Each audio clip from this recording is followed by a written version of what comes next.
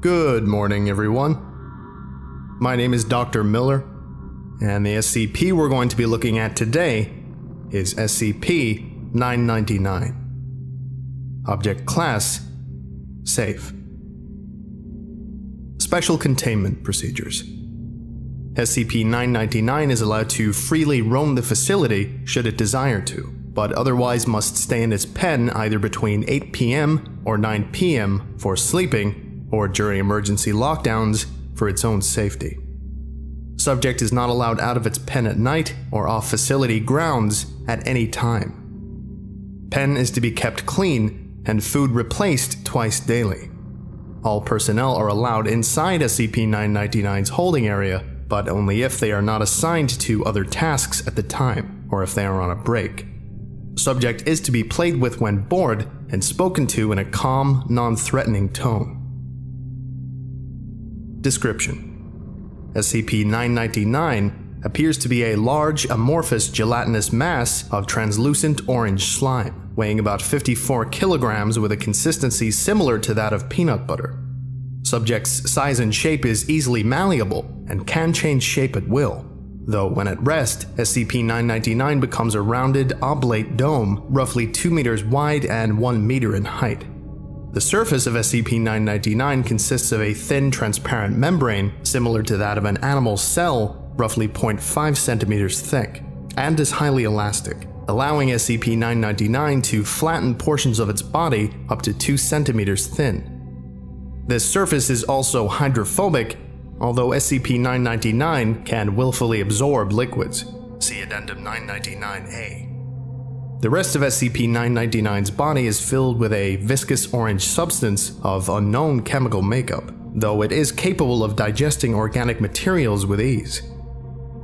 Subject's temperament is best described as playful and dog-like.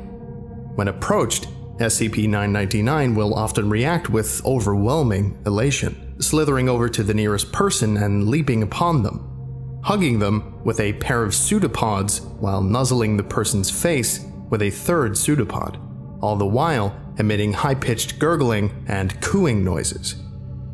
The surface of SCP-999 emits a pleasing odor that differs with whomever it is interacting with. Recorded scents include chocolate, fresh laundry, bacon, roses, and Play-Doh. Simply touching SCP-999's surface causes an immediate mild euphoria, which intensifies the longer one is exposed to SCP-999 and lasts long after separation from the creature. Subject's favorite activity is tickle wrestling, often by completely enveloping a person from the neck down and tickling them until asked to stop, though it does not always immediately comply with this request. Though injuries may occur, SCP-999 has never been found to purposefully attempt to harm others, and will immediately back away and contract its body into a quivering mound while gurgling in a similar manner to a whimpering dog, seemingly apologizing for hurting someone on accident. While the creature will interact with anyone, it seems to have a special interest in those who are unhappy or hurt in any way. Persons suffering from crippling depression or PTSD, for example, have reported having a far more positive outlook on life after multiple interactions with SCP-999. The possibility of manufacturing antidepressants from SCP-999's slime is currently being discussed. In addition to its playful behavior, SCP-999 seems to love all animals, especially humans, refusing to eat any meat and even risking its own life to save others, on one occasion leaping in front of a person to take a bullet fired at them. Subject's intellect is still up for debate. Though its behavior is infantile, it seems to understand human speech and most modern technology, including guns. SCP-999's diet consists entirely of candy and sweets, with M&Ms and Necco wafers being its favorites. Its eating methods are similar to those of an amoeba. Addendum: SCP-999-A. Reminder to all staff.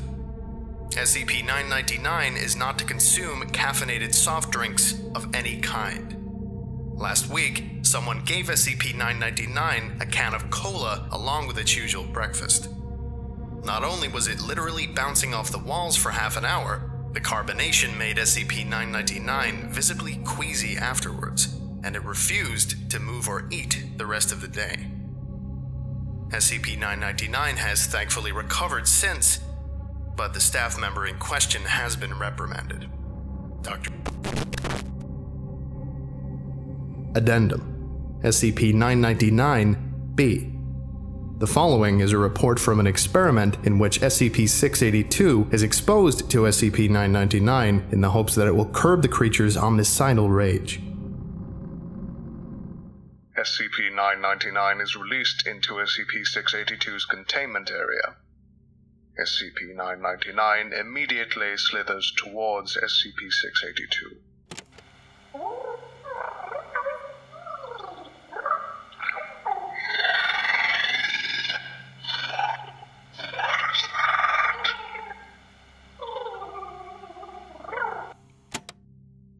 SCP-999 moves in front of SCP-682, jumping up and down in a dog-like manner while calling out in a high-pitched squealing noise.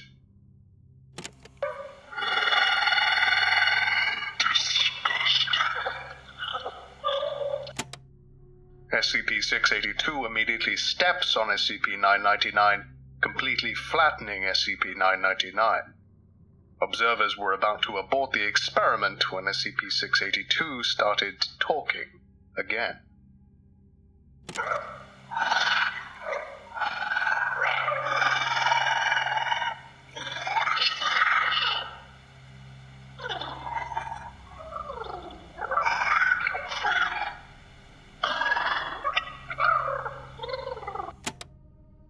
SCP-999 can be seen crawling up from between SCP-682's toes, up along its side and around its neck, where it clings on and begins gently nuzzling with its pseudopod. A wide grin slowly spreads across SCP-682's face.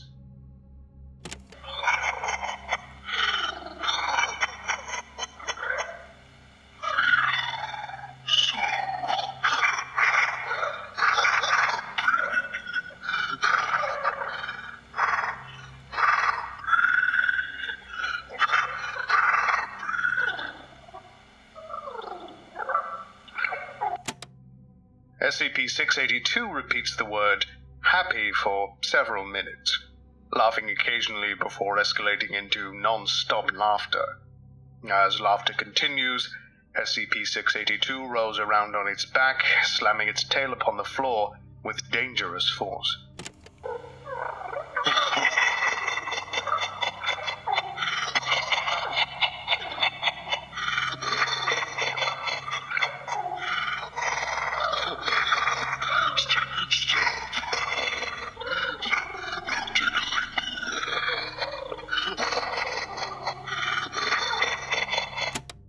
SCP-682 and SCP-999 continue the tickle fight until SCP-682 finally wears down and appears to fall asleep with what would appear to be a smile on its face.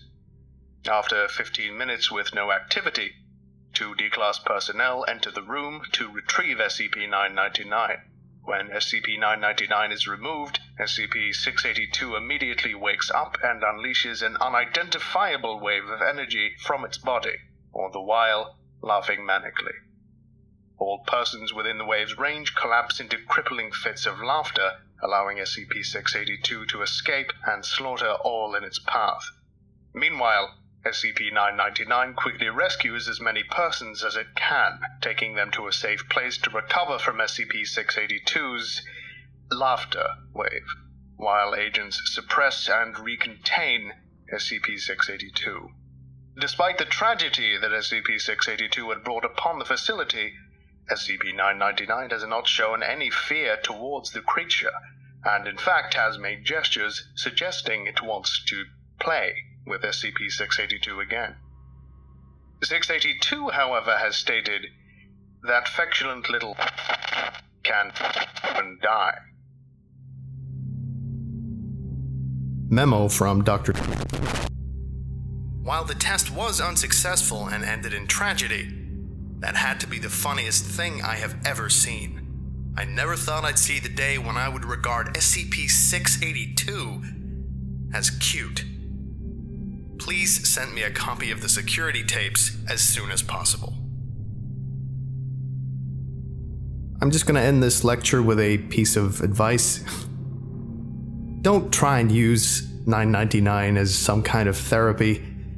It doesn't work, and you just end up getting banned from its pen. It happened to my friend. Turns out something that eats M&Ms and Necco wafers doesn't really taste that good when it's coming in, or feel that good when it's coming out. I know, too much information. Sorry, it's been a long week. Anyway, thank you for listening, if indeed you still are, and you are all dismissed. Goodbye.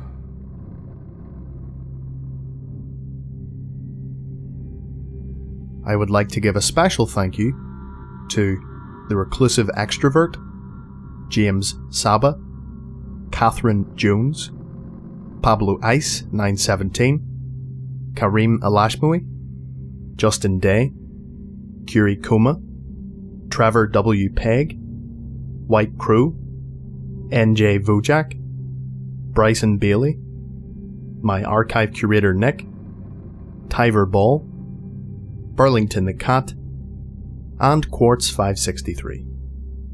If you would like a special thank you at the end of each of my videos, and some other cool stuff as well, visit patreon.com/TheVulgan. Thank you.